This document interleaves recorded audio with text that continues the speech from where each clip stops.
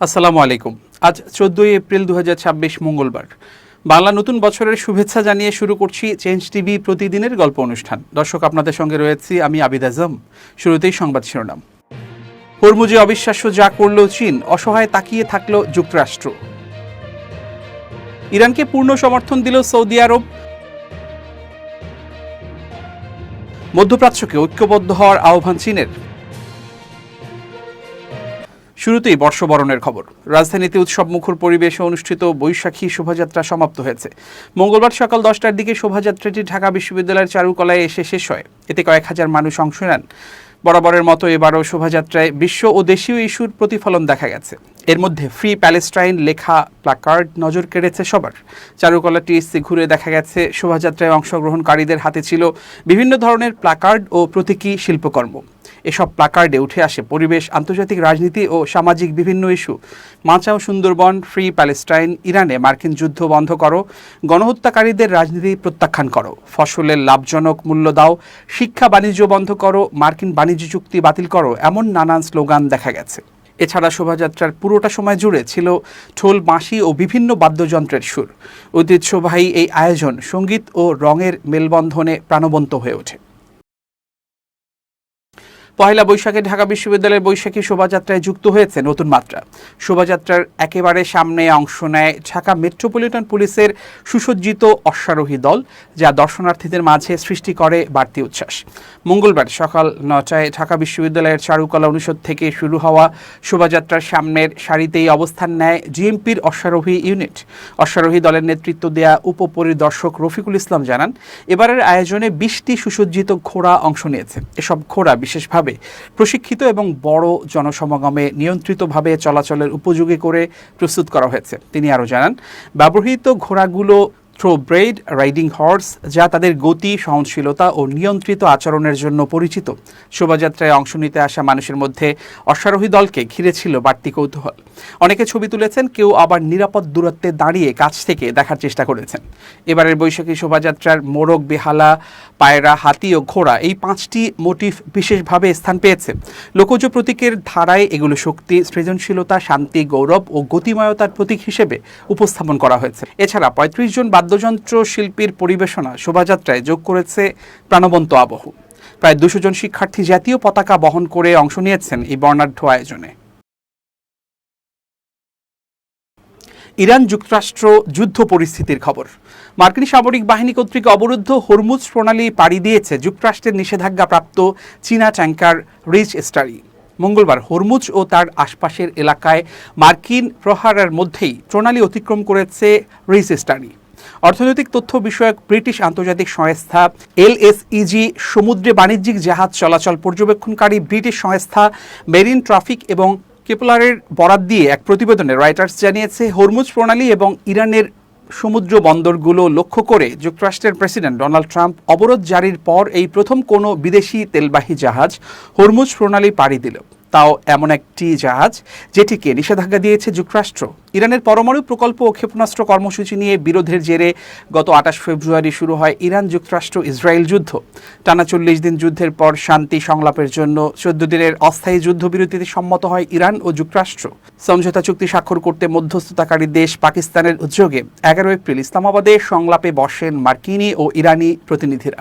কিন্তু 21 ঘন্টা ধরে আলোচনার পরেও কোনো চুক্তি ছাড়াই শেষ হয় সেই সংলাপ।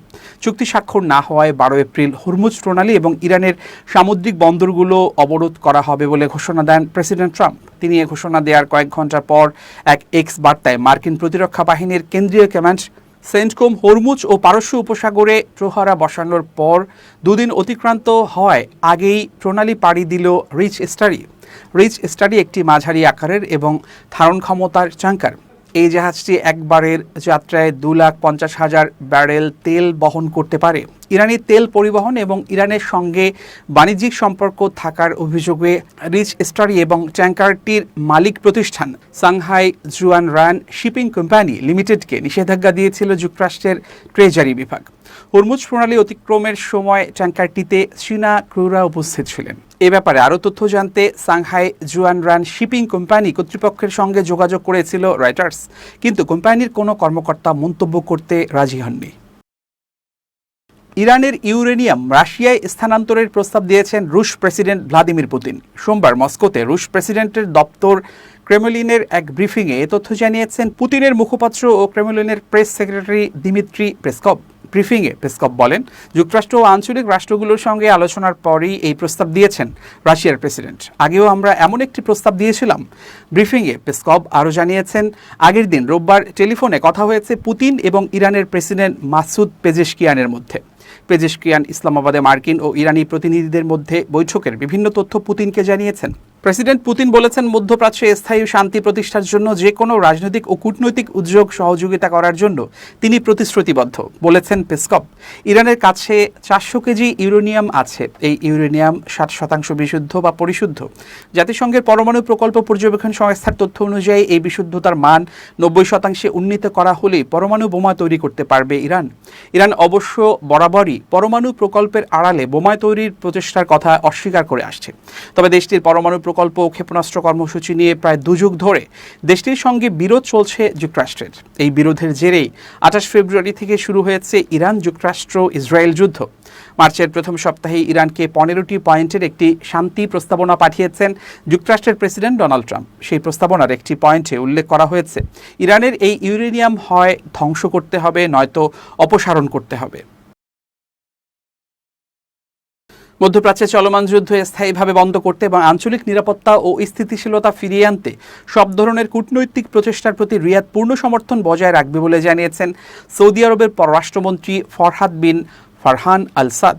ইরানের পররাষ্ট্রমন্ত্রী আব্বাস আরাকচির সঙ্গে এক ফোন আলাপে তিনি এই প্রতিশ্রুতি ব্যক্ত করেন। আলাপকারী ইরানি পররাষ্ট্রমন্ত্রী যুক্তরাষ্ট্র ও ইসরায়েলের আগ্রাসনের বিরুদ্ধে ঘোষিত যুদ্ধবিরতি পরবর্তী সর্বশেষ পরিস্থিতি এবং আমেরিকার উস্কানিমূলক কর্মকাণ্ডের ফলে সৃষ্ট ঝুঁকিগুলো নিয়ে বিস্তারিত আলোচনা করেন। এছাড়া গত 11 এপ্রিল ইসলামাবাদে পাকিস্তানের মধ্যস্থতায় অনুষ্ঠিত ইরান যুক্তরাষ্ট্র শান্তি আলোচনার বিষয়েও সৌদি পক্ষকে অবহিত করা হয়। ইরানি পররাষ্ট্রমন্ত্রী আব্বাস আরাকচি ফোনালাপে জোর দিয়ে বলেন যে ইরান অত্যন্ত দায়িত্বশীল ও সদিচ্ছা নিয়ে যুদ্ধবিরতি মেনে নিয়েছে এবং আলোচনায় অংশগ্রহণ করেছে। তবে তার দাবি অনুযায়ী আলোচনায় মার্কিন পক্ষের মাত্রাতিরিক্ত ও অন্যায্য আবদার এবং অনড় অবস্থানের কারণে বৈঠকটি কোনো সুনির্দিষ্ট ফলাফল ছাড়াই শেষ হয়েছে। তিনি উল্লেখ করেন, মার্কিনীদের রাজনৈতিক অস্থিরতা এবং আস্থার অভাবই শান্তি প্রক্রিয়াকে বাধাগ্রস্ত করছে। এর জবাবে সৌদি পররাষ্ট্রমন্ত্রী আশা প্রকাশ করেন যে চলমান কূটনৈতিক প্রক্রিয়াগুলো শেষ পর্যন্ত সফল হবে এবং এই সংঘাতের অবসান ঘটিয়ে অঞ্চলে একটি দীর্ঘস্থায়ী শান্তি ও স্থিতিশীল পরিবেশ ফিরিয়ে আনতে সক্ষম হবে। গত 28 ফেব্রুয়ারি ইরানের শীর্ষ নেতৃত্ব ও সামরিক কমান্ডারদের উপর হামলার পর শুরু হওয়া এই ভয়াবহ সংঘাতের প্রেক্ষাপট তুলে ধরে প্রতিবেদনে জানানো হয়েছে যে গত 40 দিনের লড়াইয়ে ইরান সফলভাবে পাল্টা আক্রমণ চালিয়েছে। যুক্তরাষ্ট্র ও ইসরায়েলের দ্রুত বিজয়ের পরিকল্পনা নস্যাৎ করে দিয়ে ইরানের সশস্ত্র বাহিনী তাদের সামরিক সক্ষমতার প্রমাণ দিয়েছে এবং প্রতিপক্ষের সামরিক সম্পদের ব্যাপক ক্ষয়ক্ষতি সাধন করেছে। সংঘাত নিরসনে গত 8 এপ্রিল 2 সপ্তাহের জন্য একটি যুদ্ধবিরতি কার্যকর হয়, যার সূত্র ধরে ইসলামাবাদে 2 পক্ষ আলোচনায় বসেছিল। সেখানে ইরান সেনা প্রত্যাহার ও নিষেধাজ্ঞা তুলে নেয়ার দাবি সম্বলিত 10 দফা প্রস্তাব পেশ করলেও 21 ঘন্টার দীর্ঘ আলোচনার পর কোনো সমঝোতা ছাড়াই প্রতিনিধি দল তেহরানে ফিরে আসে। বর্তমানে এই যুদ্ধবিরতির মেয়াদ থাকা সত্ত্বেও হরমুজ প্রণালীতে মার্কিন নৌ অবরোধ এবং আলোচনার ব্যর্থতা মধ্যপ্রাচ্যকে আবারও এক অনিশ্চিত ভবিষ্যতের দিকে ঠেলে দিচ্ছে। এই উত্তেজনাকর পরিস্থিতির মধ্যেই ইরান ও সৌদি আরবের পররাষ্ট্রমন্ত্রীদের মধ্যকার এই ফোনালাপকে অত্যন্ত গুরুত্বপূর্ণ হিসেবে দেখছেন বিশ্লেষকরা। আঞ্চলিক প্রধান শক্তি হিসেবে সৌদি আরব সরাসরি কোনো পক্ষ না নিলেও কূটনৈতিক উপায়ে সংঘাত নিরসনের উপর জোর দিচ্ছে। তেহরান স্পষ্ট করে দিয়েছে তারা শান্তি চায়, কিন্তু সার্বভৌমত্বের প্রশ্নে কোনো আপোষ করবে না। অন্যদিকে আন্তর্জাতিক সম্প্রদায় এখন নজর রাখছে সৌদি আরবের মতো প্রভাবশালী দেশগুলোর মধ্যস্থতা শেষ পর্যন্ত ইরান ও যুক্তরাষ্ট্রের মধ্যকার এই গভীর সংকট দূর করতে পারে কিনা। মার্কিন প্রেসিডেন্ট ডোনাল্ড ট্রাম্প নির্দেশিত অবরোধ তুলে নিয়ে যুক্তরাষ্ট্রকে পুনরায় আলোচনার টেবিলে ফেরার জন্য চাপ দিচ্ছে সৌদি আরব। আরব কর্মকর্তাদের মতে হরমুজ প্রণালী বন্ধ করে দেয়ার এই মার্কিন পদক্ষেপ ইরানকে আরও ক্ষুব্ধ করে তুলতে পারে, যার ফলে অন্যান্য গুরুত্বপূর্ণ নৌপথগুলোতেও বিশৃঙ্খলা তৈরির আশঙ্কা রয়েছে। মার্কিন সংবাদ মাধ্যম ওয়াল স্ট্রিট জার্নালের খবরে বলা হয়েছে, ইরানের পঙ্গু হয়ে যাওয়া অর্থনীতির উপর চাপ বাড়াতেই মূলত এই অবরোধ। তবে সৌদি কর্মকর্তারা হুঁশিয়ারি দিয়ে বলেছেন, এর জবাবে ইরান কৌশলগতভাবে অত্যন্ত গুরুত্বপূর্ণ বাব এল মান্দেব প্রণালী বন্ধ করে দিতে পারে। লোহিত সাগরের এই প্রবেশ পথটি বর্তমানে সৌদি আরবের তেল রপ্তানির অবশিষ্ট ভরসা। যুদ্ধের শুরুতে হরমুজ প্রণালীতে হামলা চালিয়ে ইরান এই পথটি বন্ধ করে দেয়, যার ফলে বিশ্ববাজারে দৈনিক প্রায় 1,30,00,000 ব্যারেল তেল রপ্তানি আটকে গেছে এবং তেলের দাম ব্যারেল প্রতি $100 উপরে উঠে গেছে। এই পথটি পুনরায় উন্মুক্ত করার যে মার্কিন প্রচেষ্টা, সৌদি আরবের বর্তমান অবস্থান মূলত তার সীমাবদ্ধতা ও ঝুঁকিরই বহিঃপ্রকাশ।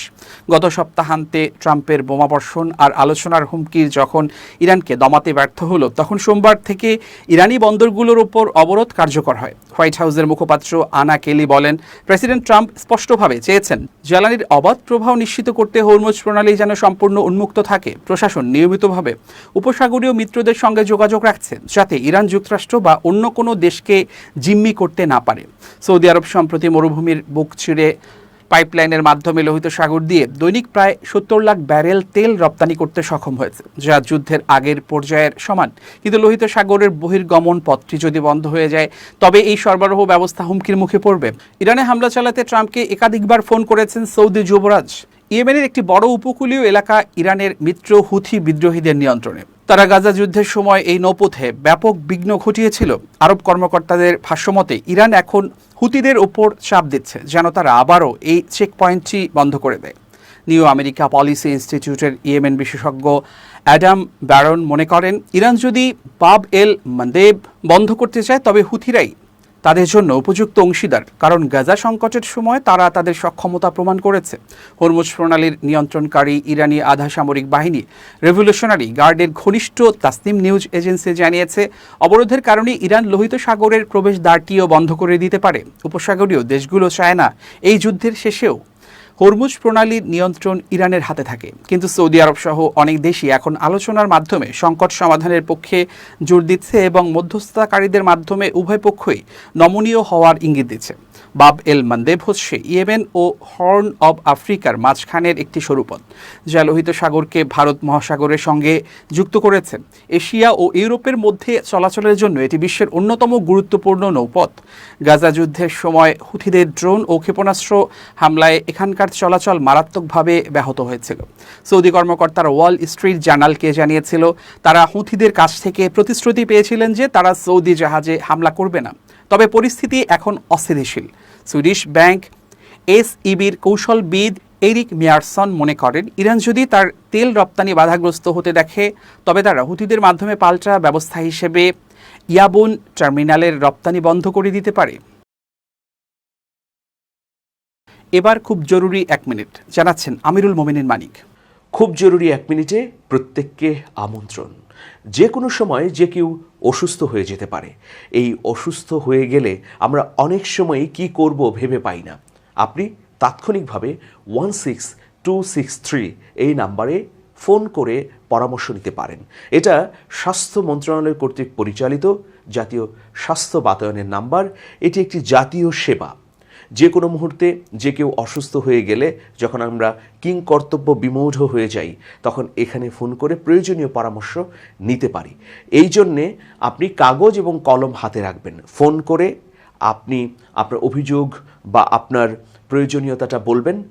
ওই প্রান্তে থাকা একজন এক্সপার্ট আপনাকে যথাযথ পরামর্শ দেবেন। সেই পরামর্শগুলো লিখে রাখার জন্যে হাতের কাছে কাগজ এবং কলম প্রয়োজন।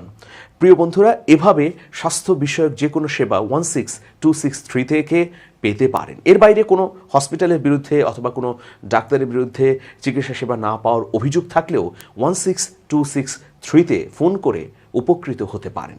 ভালো থাকবেন, শুভেচ্ছা নিরন্তর। এবার দেশের বাইরের আরও খবর। মধ্যপ্রাচ্য ও উপসাগরীয় অঞ্চলের দেশগুলোর সার্বভৌমত্ব, নিরাপত্তা ও ভৌগোলিক অখণ্ডতা সম্পূর্ণভাবে সম্মান করার আহ্বান জানিয়েছেন চীনের প্রেসিডেন্ট শি জিনপিং। মঙ্গলবার বেইজিংয়ে সংযুক্ত আরব আমিরাতের আবুধাবির ক্রাউন প্রিন্স খালেদ বিন মোহাম্মদ বিন জায়েদ আল নাহিয়ানের সঙ্গে বৈঠকে তিনি এ মন্তব্য করেন।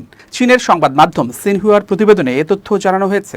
শি জিনপিং বলেন, অঞ্চলটির সব দেশের নাগরিক, স্থাপনা ও রাষ্ট্রীয় প্রতিষ্ঠানের নিরাপত্তা নিশ্চিত করা জরুরি। বর্তমান পরিস্থিতির স্থিতিশীলতা বজায় রাখতে পারস্পরিক সম্মান ও সহযোগিতার উপর গুরুত্বারোপ করেন তিনি। মধ্যপ্রাচ্যের চলমান উত্তেজনার প্রেক্ষাপটে চীনের এই বার্তা আঞ্চলিক শান্তি ও স্থিতিশীলতার পক্ষে কূটনৈতিক অবস্থানকে তুলে ধরে। প্রিয় দর্শক, শেষ করছি চেঞ্জ টিভির প্রতিদিনের গল্পের আজকের গল্প। চেঞ্জ টিভি.প্রেস বাংলাদেশের ইউটিউব জার্নালিজমের অগ্রদূত। ভিজিট করুন এর ওয়েবসাইট www.changetv.press, youtube.com/changetvpress এবং সাবস্ক্রাইব করুন চ্যানেলটি। নিয়মিত লাইক, কমেন্ট ও শেয়ার করে আপডেট রাখুন নিজেকে। ভালো থাকুন, নিরাপদে থাকুন, শুভেচ্ছা নিরন্তর। শুভ নববর্ষ। changetv.press, এক ফোঁটা হলুদ নেই।